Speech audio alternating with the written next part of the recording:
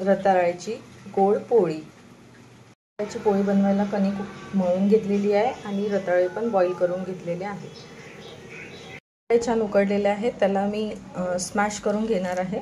तुपामध्ये फ्राय करून घेऊ। पिठी करून घेतली आहे। रताळे तुपात भाजून घेत असताना त्याच्यामध्ये आपल्या टेस्टनुसार साखरेची पिठी घालून घ्यायची आणि परतून घ्यायची।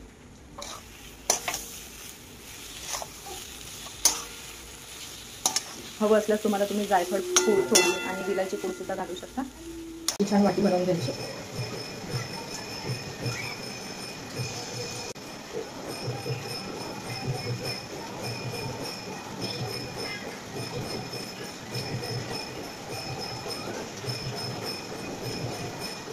त्याला गोल गोल परत आणायचं आणि जे वरचं निघते ते काढून घ्यायचं।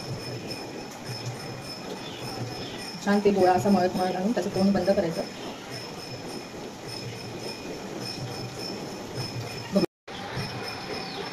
हलक्या हाताने ही पुरणपोळी लाटून घ्यायची आहे। खूप असं घोळण नाही लावायचं।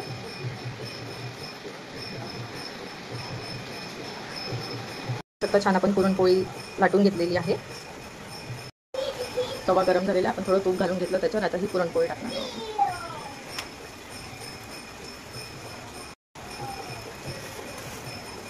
आपण 2-3 चपात्या करून घेणार आहोत। तूप वगैरे छान स्प्रेड करून घ्यायचं। अशी छान फुगली आहे रताळ्याची पोळी। तुम्ही पण ट्राय करा नक्की, तुमचं पण अशाच फुगतील। हे आमच्या रताळ्याच्या पोळ्या आमच्याकडे तूप लावून खातात, तुमच्याकडे कशा खातात नक्की कमेंट करून सांगा।